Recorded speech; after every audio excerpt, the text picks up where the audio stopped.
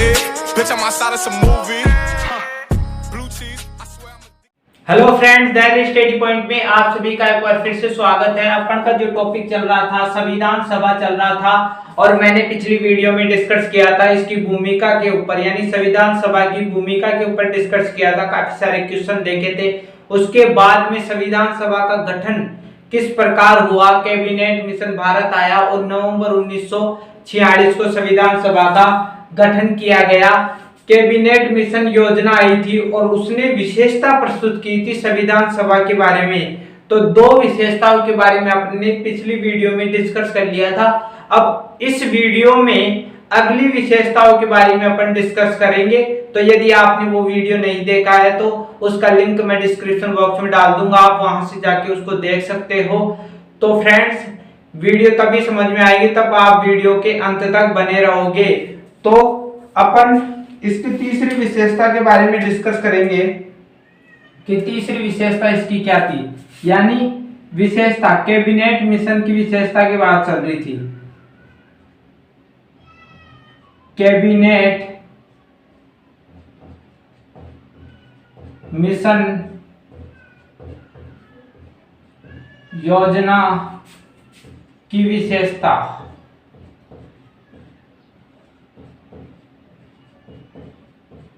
विशेषताएं लिख दो आप। यानी कहने का मतलब है कि जो संविधान सभा थी उसका निर्माण कैबिनेट मिशन योजना के तहत ही हुआ था। तो इसने जो विशेषता प्रस्तुत की वो संविधान सभा के बारे में विशेषता प्रस्तुत की थी। तो इसकी विशेषता अपन तीसरी विशेषता देखेंगे, क्योंकि दो विशेषता अपन पहले ही देख चुके हैं। तीसरी विशेषता अपन के पास में है कि हम सभी को पता है कि इस विशेषता में संविधान सभा के लिए 389 सीटें आरक्षित की गई थी। 389 सीटें कुल, यानी सीटें या सदस्य बोल दो, सदस्य, यानी संविधान सभा में 389 सदस्य लिए जाने थे इस योजना के अनुसार। अब इस योजना में ये जो 389 सदस्य थे इनको भारत में बांटना था, यानी भारत से ही तो लिया जाना था। संविधान सभा का निर्माण भारत में हो रहा है, तो इस संविधान सभा में जो सदस्य हैं वो भारत से लिए जाएंगे। तो जो भारत है, भारत से इन सदस्यों को चुना जाना था, 389 सदस्यों को। लेकिन बात ये आ रही है कि उस समय भारत एक नहीं था, भारत दो टुकड़ों में बटा हुआ था। ब्रिटिश सरकार ने ही इन दोनों को दो टुकड़ों में बांट दिया था।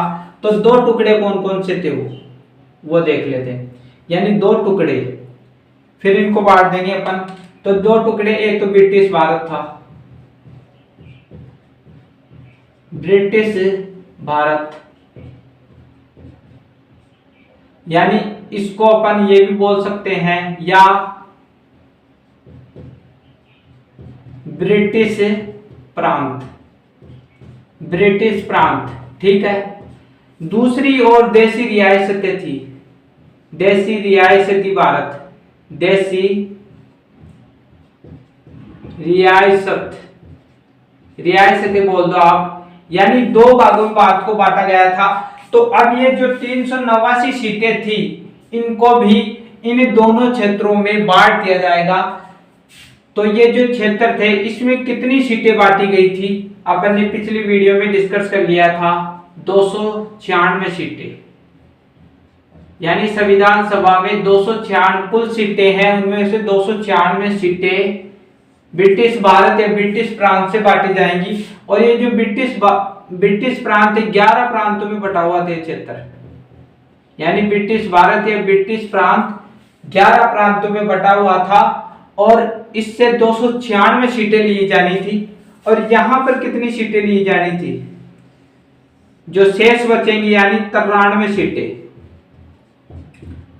93 सीटें। यानी अब आप इन दोनों को जोड़ोगे तो टोटल आ जाएगा 389 सीटें, कुल सीटें संविधान सभा के लिए।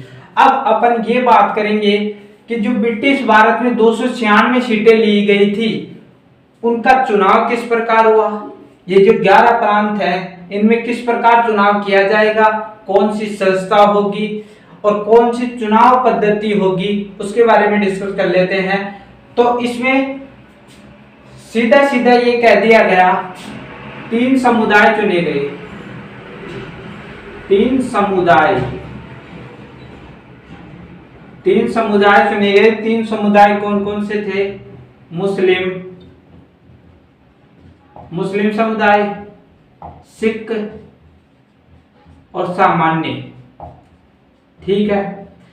अब इसमें ये जो योजना आई थी, ये जो इसकी प्रमुख विशेषता ये थी कि ये जो 3 समुदाय अपन ने चुने हैं, हर प्रांत में, यानी 11 प्रांत थे तो हर प्रांत में सदस्य लिए जाएंगे, इसकी बात कर रहा हूं।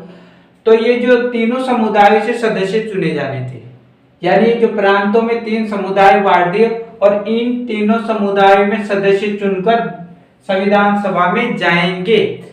अब ये सदस्य चुन लिए गए और जनसंख्या के आधार पर इन समुदायों से सदस्य चुने जाएंगे 11 प्रांतों में। प्रत्येक प्रांत में इन तीनों समुदायों से सदस्य चुनकर संविधान सभा में जाएंगे।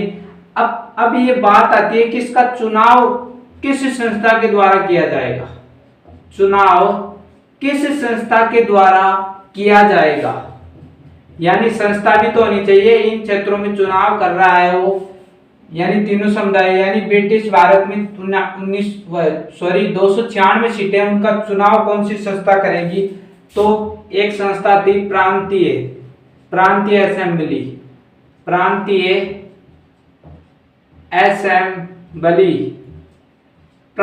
असेंबली के द्वारा ब्रिटिश भारत में चुनाव किए जाने थे इन प्रांतों में। तो अपन इसको प्रांतीय असेंबली बोल सकते हैं, प्रांतीय सभा भी बोल सकते हैं। तो इन प्रांतों में सदस्यों का चुनाव प्रांतीय असेंबली करेगी। और पद्धति कौन सी अपनाएगी? चुनाव की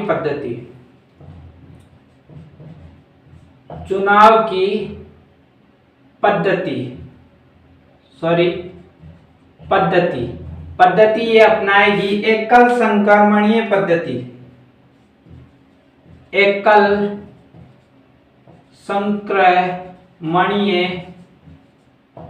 पद्धति प्लस एक और समानुपातिक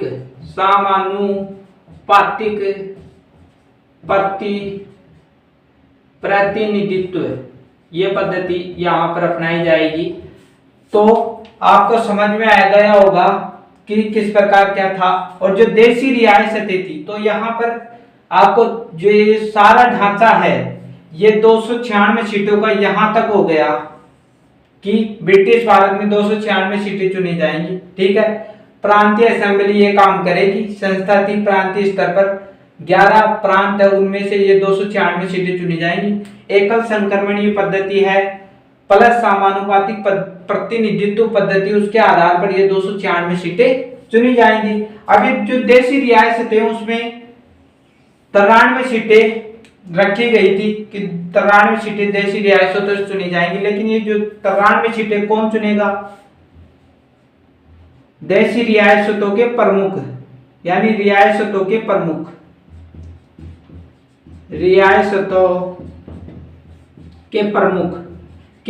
द्वारा ये सीटें चुनी जाएंगी। तो फ्रेंड्स, हमने तीसरी विशेषता तो ये देख ली, ठीक है। और चौथी विशेषता ये थी, यहां से चौथी विशेषता आपकी स्टार्ट हो जाएगी कि प्रांतीय जो संस्था थी असेंबली, यानी प्रत्येक समुदाय में प्रांतीय असेंबली होगी, वो चुनाव करेगी एकल संक्रमणीय या समानुपातिक पद्धति के द्वारा। तो अपन ने 4 विशेषता देख ली। तो इसके बाद में एक बात और है कि जो संविधान सभा है, ये संविधान सभा है, इसको कौन सा निकाय कहा जाता है? तो इसको कहा जाता है आंशिक रूप से नामांकित निकाय। यदि आपसे पूछ लिया जाए कि संविधान सभा को कौन सा निकाय कहा जाता है, तो आप बताओगे कि आंशिक रूप से नामांकित निकाय को, संविधान सभा को ये निकाय बोला जाता है। अपन को ये बता देंगे। अब इसके बाद में सबसे पहला चुनाव कब हुआ? इस संविधान सभा का सबसे पहला चुनाव आपने ये निर्धारित कर दिया कि किस प्रकार कितने कितने सदस्य होंगे, इस योजना ने सब कुछ निश्चित कर दिया। कौन सा निकाय बोला जाता है, 4 विशेषता पढ़ ली। अब अपन ये पढ़ेंगे कि सबसे पहला चुनाव इसका कब हुआ, कितने सदस्य कहां कहां चुने गए, वो देखेंगे। तो सबसे पहला जो चुनाव हुआ था, संविधान सभा का सबसे पहला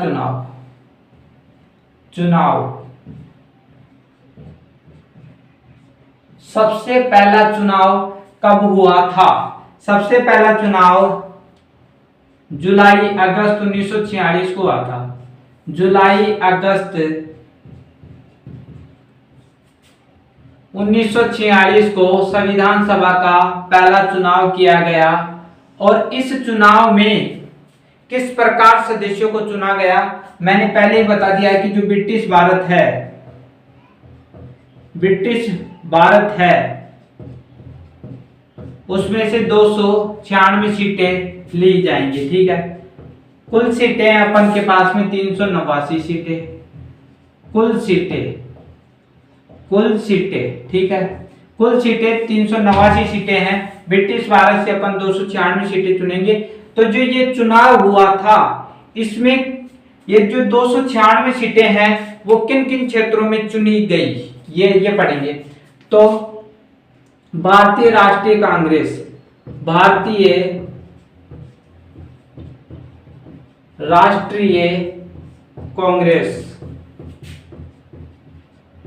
से 208 सीटें चुनी गई। 208 सीटें यानी सदस्य चुने गए, 208 सीटें। यहां पर मुस्लिम लीग काम कर रही थी, उससे भी चुने गए 73 सदस्य। मुस्लिम लीग, यदि मुस्लिम लीग में नहीं चुनेंगे तो वो नाराज हो जाएगी। तो मुस्लिम लीग से 73 सदस्य चुने गए, यानी सीटें बोल दो, सदस्य बोल दो, सदस्य चुने गए। ठीक है, यानी 73 सदस्य चुने गए। ठीक है, और जो छोटे समुदाय थे, छोटे समुदाय या समूह है, उनसे 15 सदस्य चुने गए। 15 सीटें या सदस्य चुने गए। तो अब आप इनका जोड़ लगाओगे तो 296 सीटें ही आएंगी। आप जोड़ लगा के देख लेना सीटें कुल। ठीक है, तो अपन ने 296 सीटें देख ली कि जो पहला चुनाव हुआ था उसमें इस प्रकार लिया गया था। भारतीय राष्ट्रीय कांग्रेस से 208 सीटें चुनी गई। ठीक है, मुस्लिम लीग से 73 सीटें, और छोटे समुदाय या समूह हैं उनमें 15 सीटें जोड़ी गई। जब इनका टोटल लगाओगे तो 296 सीटें आपके पास में टोटल में आ जाएंगी।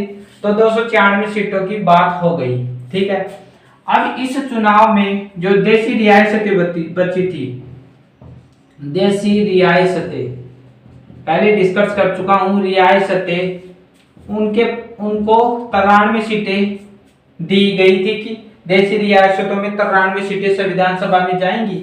लेकिन जब चुनाव हुआ पहला जुलाई अगस्त 1946 में जो चुनाव हुआ, उस चुनाव में सारी सीटें भर नहीं सकी। देशी रियासतों में 93 सीटें दी गई थी, लेकिन ये पूरी भर नहीं सकी। यानी ये जो 93 सीटें थी वो सारी सीटें संविधान सभा में नहीं जा सकी। यानी जो देशी रियासती क्षेत्र था उनमें 93 सीटें यानी 93 व्यक्ति संविधान सभा के सदस्य नहीं हो सके, क्योंकि इसका कारण ये था कि जो देशी रियासतें थी वो अपने आप को संविधान सभा से अलग कर दिया। संविधान सभा से अलग रखा, यानी वो जाना ही नहीं चाहती थी संविधान सभा से। तो कुछ देशी रियासतों में कुछ व्यक्ति गए थे, इसमें पूरे नहीं जा सके।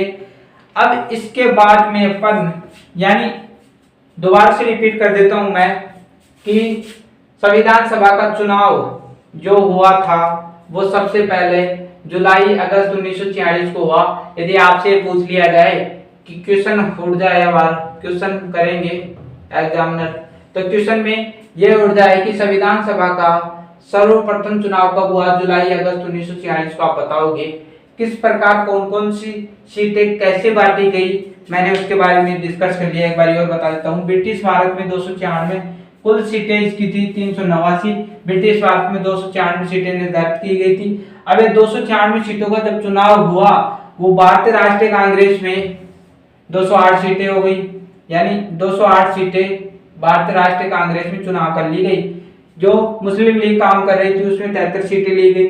छोटे समुदाय या समूह थे उसमें 15 सीटें लेगी। जब जोड़ोगे तो 296 सीटें आ जाएंगी और बाकी बची जो 93 सीटें हैं वो पूरी नहीं कर सकी, क्योंकि जो देशी रियासतें थे उन्होंने अपने आप को संविधान सभा से बिल्कुल अलग समझा, वो इसमें भाग नहीं लेना चाहती थी। 1938 में चलते हैं अपन, बहुत इंपॉर्टेंट बात बता रहा हूं।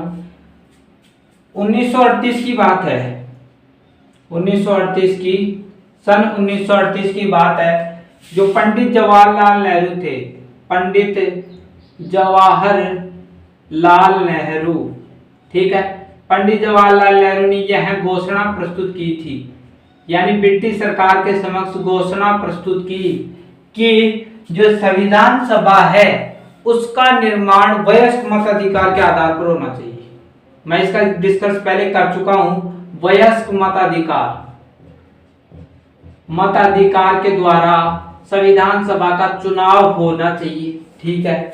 इसको 1940 में मान भी लिया गया। 1940 में कह दिया गया कि सैद्धांतिक रूप से संविधान सभा का निर्माण वयस्क मताधिकार के आधार पर किया जाएगा, जिसे अपन अगस्त प्रस्ताव के नाम से अपन जानते हैं। लेकिन जब इसके चुनाव की बात आई तो संविधान सभा का चुनाव वयस्क मताधिकार के आधार पर नहीं किया गया, वयस्क मताधिकार के आधार पर नहीं किया गया। तो क्वेश्चन यदि आपके सामने ये आ जाए कि संविधान सभा का चुनाव किस आधार पर किया गया था, तो अपन को बताना है कि 1940 में स्वीकार कर लिया गया था कि संविधान सभा का निर्माण वयस्क मताधिकार के आधार पर होगा, लेकिन जो पहला चुनाव हुआ उस चुनाव में वयस्क मताधिकार का प्रयोग नहीं किया गया। ये आपको बताना है। कुछ छोटी छोटी बातें और जान लेते हैं कि कौन कौन से समुदाय संविधान सभा के सदस्य बने।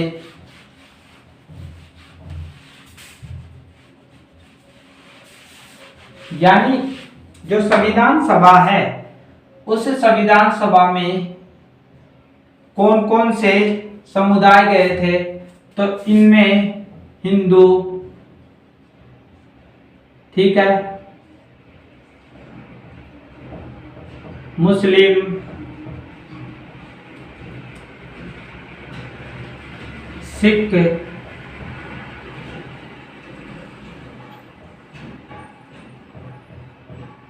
आंग्ल भारतीय,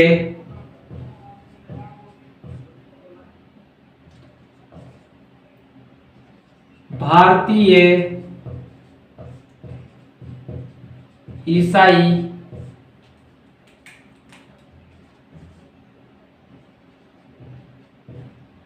अनुसूचित जनजाति,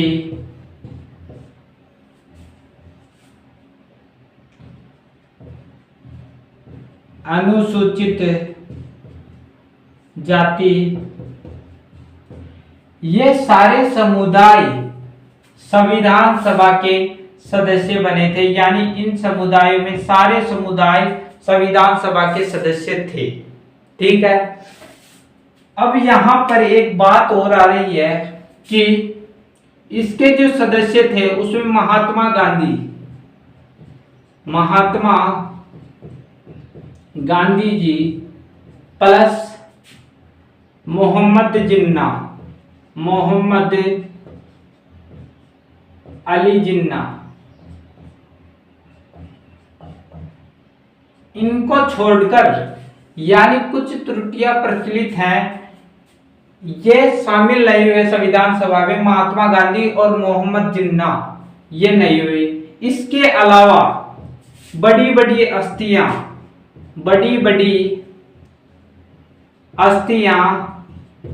संविधान सभा में सम्मिलित थी। बड़ी बड़ी हस्तियां संविधान सभा में सम्मिलित थी। तो संविधान सभा एक बार और रिपीट कर देता हूं मैं कि जो संविधान सभा में कौन कौन से समुदाय थे, हिंदू, मुस्लिम, सिख, आंग्ल भारतीय, भारतीय ईसाई और पादरी भी लिख दो आप, पादरी भी आ जाएगा, पादरी नहीं पारसी, ठीक है, ये भी आ जाएगा, पारसी, आंग्ल भारतीय, भारतीय ईसाई, अनुसूचित जाति, अनुसूचित जनजाति, ये सदस्य इसमें थे।